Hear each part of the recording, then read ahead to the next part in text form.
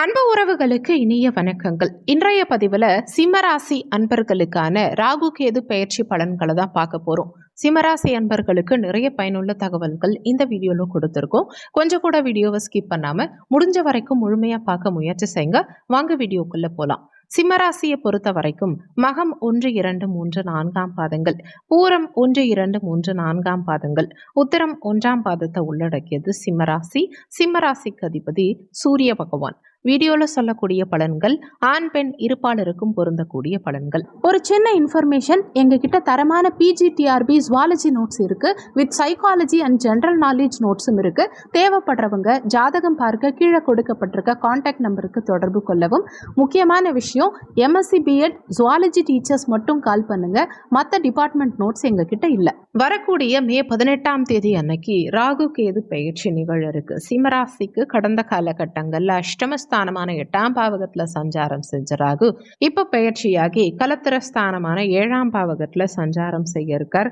இதுவரைக்கும் தன குடும்ப வாக்குஸ்தானமான 2ஆம் பாவகத்துல சஞ்சாரம் செஞ்ச கேது பகவான் இனி உங்க லக்னத்திலேயே சஞ்சாரம் செய்ய இருக்கார். 7ஆம் இடத்துல ராகு இருக்கார். ஒருவேளை உங்க சுயஜாதகத்துல 7ல ராகு இருக்கார், இல்ல செவ்வாய் இருக்கார், இல்ல சனி இருக்காருன்னா இப்போ அந்த கிரகத்து மேல ராகு வரார் அப்படின்னா கணவன் மனைவியோட அதிகப்படியான சண்டை சச்சரவுகள் ஏற்படுறதுக்கு வாய்ப்புகள் உண்டு. இந்த காலகட்டத்தில் கணவன் மனைவிக்குள்ள கொஞ்சம் விட்டு கொடுத்து போகணும். இல்லைன்னா கூட்டாளி, நண்பர்கள், அங்காளி பங்காளி வகையில், பார்ட்னர்ஷிப் வகையில் பிரச்சனைகளை ஏற்படுத்தும். பொதுவாக இந்த ராகு 7ஆம் இடத்துக்கு வரும்போது டிராவலிங் நிறைய இருக்கும், அலைச்சல்களை கொஞ்சம் ஜாஸ்தி இருக்கும். ஒரு சிலர் ஃபேமிலியோட சேர்ந்து டிராவல் பண்ணுவாங்க, ஒரு சிலர் ஃபேமிலியை விட்டுட்டு தனியாக டிராவல் பண்ணுவாங்க. ஒருவேளை உங்கள் சுயஜாதகத்தில் 7ஆம் இடத்துல சனி இருக்கார் அப்படின்னா, உங்கள் சுயஜாதகத்தில் 7ல் சனி இருந்து இப்போ இந்த ராகு சனி மீது வரும்போது தொழிலில் டெவலப் ஆகிறதுக்கான வாய்ப்புகள் சிறப்பாகவே உண்டு. புதிய தொழில் தொடங்கி சிறப்பை கொடுக்கும். அதே மாதிரி வேலையில இடம் விட்டு இடம் மாற்றம் பண்றதுக்கான அமைப்புகளை கொடுக்கும். கணவன் மனைவிக்குள்ள ஜென்ரலாவே இந்த காலகட்டம் சண்டை சச்சரவுகளை கொடுக்கும். அது எப்படி கொடுக்கும்னா, உங்களுடைய பர்சனல் விஷயங்களை பத்தி, கணவனோ மனைவியோ உங்களுடைய பர்சனல் விஷயங்களை பத்தி எல்லாம் பேசி பிரச்சனை பண்ணிக்க மாட்டீங்க. உங்க மனைவியோடைய பேரண்ட்ஸோ, கூட பிறந்தவங்களோ, அம்மா வீட்டை பத்தியோ அப்படி பேசி பிரச்சனையை உருவாக்குவீங்க.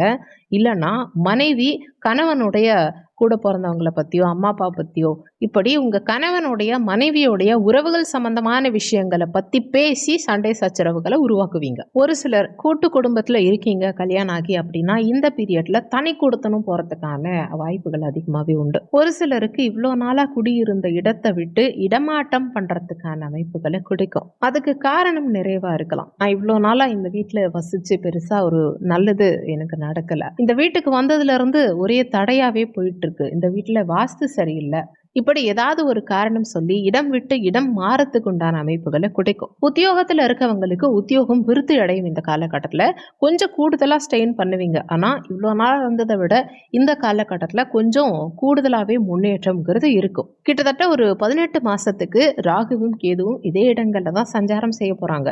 1.5 வருஷ காலகட்டம். இந்த 1.5 வருஷ காலகட்டத்துக்குள்ள உத்தியோகத்துல முன்னேற்றம், பதவி உயர்வு இதெல்லாம் கிடைக்கும்.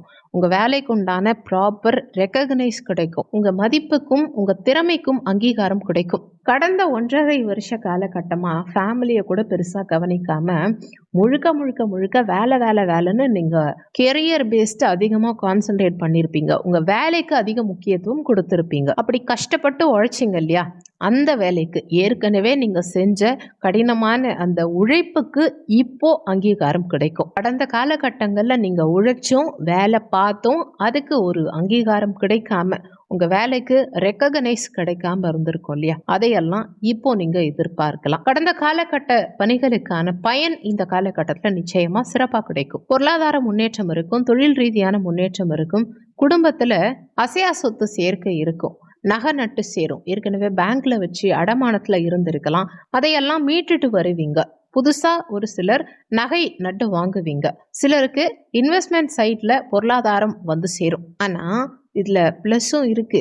என்னன்னா, கேது கடந்த காலகட்டத்துல குடும்பஸ்தானத்துல இருந்தார். குடும்பஸ்தானத்துல இருந்து டோட்டலா குடும்ப வாழ்க்கையில நிறைய ஆப்பு வச்சிருப்பார், நிறைய பிரச்சனைகளை கண்டிப்பா ஏற்படுத்தியிருப்பார்.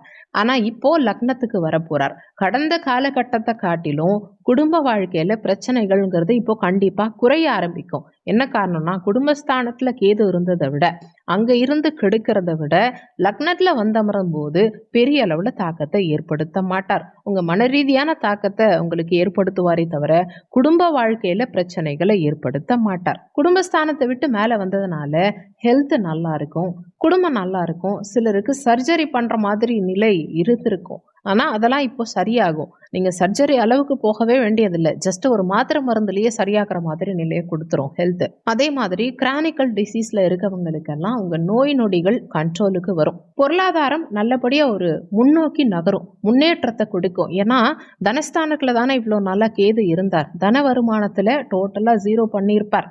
தன வருமானத்துல தடைகளை உண்டாக்கியிருப்பார். ஆனா இந்த தனஸ்தானத்துல இருந்து கேது விலகினதுனால தன வருமானம் இனிமே கிளியரா உங்களுக்கு இருக்கும். ஆனா 7ல ராகு இருக்கிறதுனால உங்க கணவனோ அல்லது மனைவியோ கொஞ்சம் அதிகமா கோபப்படுவாங்க.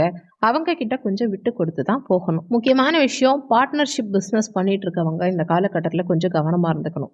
கணக்கு வழக்குகளை எல்லாம் சரியா வச்சுக்கணும். பார்ட்னர்ஷிப்ல ஏதாவது விரிசல்கள் வர்றதுக்கு வாய்ப்புகள் உண்டு. சண்டை சச்சரவுகள், மனஸ்தாபங்களை ஏற்படுத்தி பார்ட்னர்ஷிப் பிஸ்னஸே வேண்டான்னு பிஸ்னஸை கழிச்சிட்டு வர்றதுக்கான அமைப்புகள், இல்ல உங்க பார்ட்னர் உங்களை பிஸ்னஸ்ல இருந்து தூக்குறது, இல்ல அவங்கள நீங்க தூக்கி விட்டு நான் தனியா இனிமே பிஸ்னஸ் பண்ணிக்கிறேன் அப்படின்னு ஸ்டெப் எடுக்கிறது, இந்த மாதிரி விஷயங்கள் இந்த காலகட்டத்தில் நடக்கும். பார்ட்னர்ஷிப் பிஸ்னஸ் பண்றவங்க கொஞ்சம் கவனமா இருந்துக்கோங்க. புதுசா பார்ட்னர்ஷிப் பிஸ்னஸ் இனிமே ஸ்டார்ட் பண்ண போறேன் அப்படிங்கிறவங்களும் ஒரு முறைக்கு இருமுறை உங்க சுயஜாதகத்தை ஜஸ்ட் செக் பண்ணிக்கோங்க. உங்க சுயஜாதகத்துல பார்ட்னர்ஷிப் பிஸ்னஸ் சிறப்பா இருக்கு, அதுக்கான அமைப்புகள் இருக்குங்கிற பட்சத்துல நீங்க தாராளமா ஸ்டார்ட் பண்ணலாம். இல்லை அப்படின்னா கொஞ்சம் நிதானத்தை கடைபிடிக்கிறது நல்லது. அதே மாதிரி ஏற்கனவே அஷ்டமத்து சனி போகுதுன்னு நினைச்சு யாரும் கவலைப்பட வேண்டாம். ஒருவேளை உங்க சுயஜாதகத்துல நல்ல தசாபுத்தி நடக்குதுன்னா இந்த அஷ்டமத்து சனி பெருசா எதுவும் கெடுபலன்களை செய்யாது. ஒருவேளை உங்க சுயஜாதகத்துல குரு மீனத்துல ஆட்சியாகி இப்போ உங்களுக்கு அஷ்டமத்து சனி போயிட்டு இருக்கு அப்படின்னா நீங்க யோக பலன்களை நிச்சயமா அனுபவிப்பீங்க. தொழில் விருத்தியாகும், வருமானம் வரும், சம்பாத்தியம் பெருகும், பெருசா கடன் வாங்குவீங்க, பெருசா தொழில் பண்ணி பெருசா லாபம் காண்பீங்க. சொத்து வாங்குறதுக்கான அமைப்புகளும் மிக சிறப்பா இருக்கும். சேவிங் சிறப்பா சேரும். அதே மாதிரி உடல் ஆரோக்கியம் சிறப்பா இருக்கும். ஆயுள் பலத்தை கொடுக்கும். இந்த மாதிரி சகல விதத்திலையும் யோகத்தை கொடுக்கும். அதனால அஷ்டமத்து சனி நடக்குதுங்கிற ஒரே காரணத்துக்காக மட்டுமே சிம்மராசிக்காரங்களுக்கு பிரச்சனை வந்துடும் அப்படின்னு யாரும் பயப்பட வேண்டாம். எல்லாருக்கும் அஷ்டமத்து சனி கெடுத்துறாது, எல்லாருக்கும் 7.5 சனி கெடுத்துறாது. கடந்த காலகட்டங்கள்ல மீனராசி என்பர்களுக்கு விரய சனி நடந்துச்சு. கிட்டத்தட்ட ஒரு 2.5 வருஷ காலகட்டத்துக்கு விரய சனி நடந்துச்சு. 7.5 சனியில விரய சனி சின்ன சின்ன தாக்கத்தை ஏற்படுத்தி இருக்குமே தவிர பெரிய அளவுல தாக்கத்தை ஏற்படுத்தி இருக்காது. ஒரு சிலருக்கு வெளிநாட்டுல வேலை கிடைக்கும், ஒரு சிலருக்கு இந்த காலகட்டத்துல வெளியூர்ல கிடைக்கும். புதிய வேலை தேடுறவங்களுக்கு நல்ல முன்னேற்றம் நிச்சயம் இருக்கும். வருமானம் வரும். நீண்ட காலமா வராம இருந்த பணம் எல்லாம் இப்போ வசூல் ஆகிறதுக்கான அமைப்புகள் சிறப்பா இருக்கு. நிறைய கோவில் குளங்களுக்கு போயிட்டு வருவீங்க. ஸ்தல யாத்திரை, தீர்த்த யாத்திரை இதெல்லாம் போயிட்டு வருவீங்க. அதே மாதிரி நிறைய தான தர்மங்கள் இந்த காலகட்டத்துல பண்ணுவீங்க.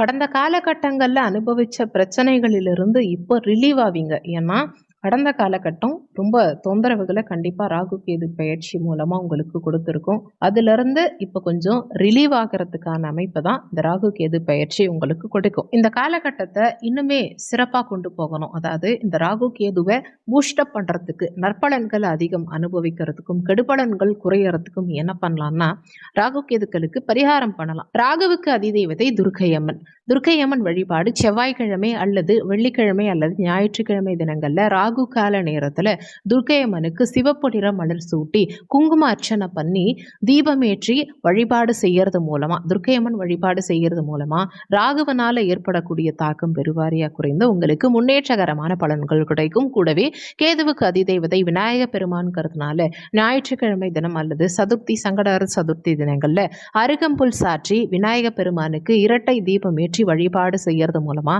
முன்னேற்றகரமான பலன்கள் கிடைக்கும். கூடவே சூறை தேங்காய் உடைத்து விநாயக பெருமான் வழிபாடு செய்யறதுனால தடங்கல்கள் விலகும், முன்னேற்றம் நிச்சயம் இருக்கும். இந்த காலகட்டத்தில் உங்க சுயஜாதகத்துல நல்ல தசாபுத்தி மட்டும் உங்களுக்கு சப்போர்ட் பண்ணுச்சுன்னா அடுத்த ஒரு 18 மாச காலகட்டத்துக்கு நல்ல பொருளாதாரத்தை சம்பாதிச்சு மன நிம்மதியான மகிழ்ச்சியான வாழ்க்கையை நீங்க நிச்சயமா அனுபவிப்பீங்க. வீடியோல சொல்லி இருக்கக்கூடிய பலன்கள் கோச்சார பலன்கள் இது வெறும் 20% தான் யாருக்கா இருந்தாலும் ஒர்க் பண்ணும். மீதி 80% உங்க சுயஜாதகப்படி தான் வாழ்க்கையில எல்லாமே நடக்கும். ஸோ ஏதாவது முக்கியமான விஷயம் உங்க வாழ்க்கையில பண்ண போறீங்க, உங்க வாழ்க்கையில முக்கியமான ஸ்டெப்பை என்ன எடுத்து வைக்க போறீங்க அப்படின்னா உங்க சுயஜாதகத்தை பார்த்து அதுக்கேற்ற மாதிரி முடிவெடுத்துக்கிறது நல்லது. இந்த ராகு கேது பெயர்ச்சியுடைய தாக்கம் உங்க சுயஜாதகப்படி எப்படி இருக்குங்கிறதையும் ஜோதிடர்கிட்ட பார்த்து கன்ஃபார்ம் பண்ணிக்கோங்க. இந்த காலகட்டத்தில் இறைவன் உங்களுக்கு எல்லா விதமான வளங்களையும் நலன்களையும் கொடுத்து மகிழ்ச்சியான வாழ்க்கையை அமைச்சு கொடுக்க இறைவன் கிட்ட நானும் பிரார்த்தனை பண்றேன், நீங்களும் பிரார்த்தனை பண்ணிக்கோங்க. இந்த வீடியோல உங்களுக்கு ஏதாவது சந்தேகம் இருந்தா கீழே இருக்க கமெண்ட் செக்ஷன்ல சொல்லுங்க. நன்றி. மற்றும் ஒரு நல்ல பதிவோடு மீண்டும் உங்களை சந்திக்கிறோம்.